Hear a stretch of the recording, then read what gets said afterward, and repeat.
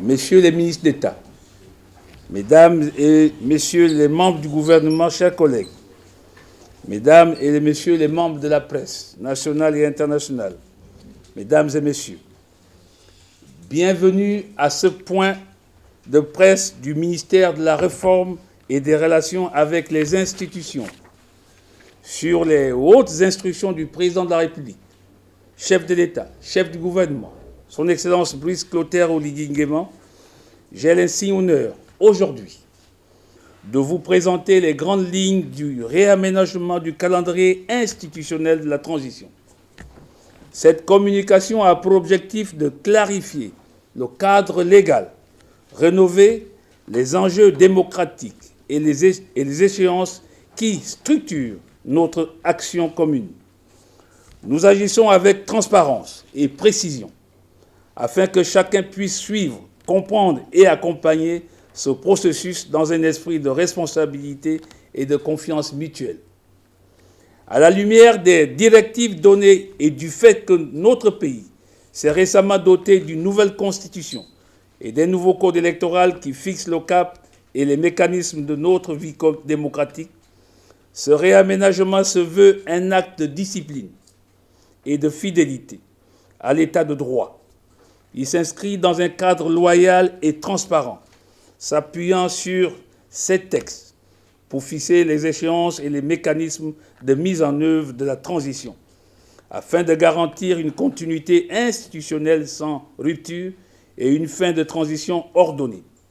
On peut citer entre autres les articles 73 et 84 de la Constitution, ainsi que les articles 276, 245, 273, 274, 275 du Code électoral, qui ont essentiellement guidé ce réaménagement.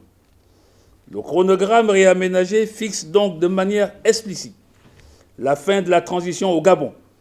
Cette précision dissipe l'incertitude, structure les décisions et offre une feuille de route claire pour agir avec efficacité et dignité. L'objectif demeure inchangé, conduire une transition qui s'achève selon le calendrier défini, dans le respect des échéances et la fiabilité exigée par le peuple et nos partenaires extérieurs. Cette démarche affirme l'importance du cadre constitutionnel et témoigne de notre détermination à agir avec rigueur et responsabilité afin d'écrire une page durable de l'histoire qui porte le Gabon vers une 5e République solide et prospère.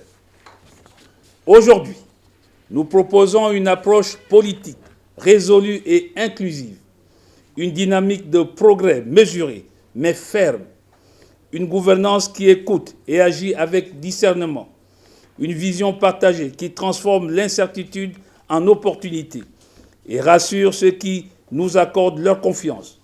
Aux concitoyennes et concitoyens, ce message porte votre sécurité, votre dignité et l'avenir de notre nation comme fil rouge de chaque décision. Aux partenaires nationaux et internationaux, nous réaffirmons notre détermination à bâtir ensemble une architecture institutionnelle robuste, crédible et efficiente, fondée sur le cadre rénové de notre législation. Le calendrier réaménagé se présente ainsi qu'il suit. 8 novembre 2025, élection premier tour des sénateurs. 11 novembre 2025, élection des maires et leurs adjoints pour les communes sans arrondissement, ainsi que les présidents des conseils départementaux et leurs adjoints. Le 16 novembre 2025, élection des maires et leurs adjoints pour les communes disposant d'arrondissement. Le 17 novembre 2025, mise en place du bureau de l'Assemblée nationale. Le 23 novembre 2025, élection des maires d'arrondissement et leurs adjoints. Le 25 novembre 2025, élection deuxième tour des sénateurs. Du 13 au 16 décembre 2025, mise en place du collège des conseillers du Conseil économique, social, environnemental et culturel. Le 19 décembre 2025, mise en place du bureau du Conseil économique, social, environnemental et culturel. Le 22 décembre 2025, session extraordinaire du Conseil supérieur de la magistrature. Le 24 décembre 2025, mise en place du bureau du Sénat.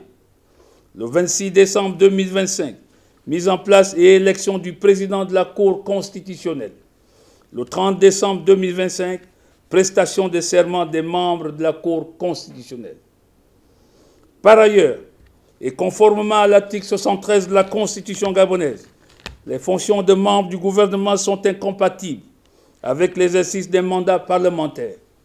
Les ministres concernés doivent, à partir de la publication officielle, déposer leur démission auprès du président de la République, chef de l'État, chef du gouvernement, et ce avant l'installation du bureau du Parlement auquel ils sont membres.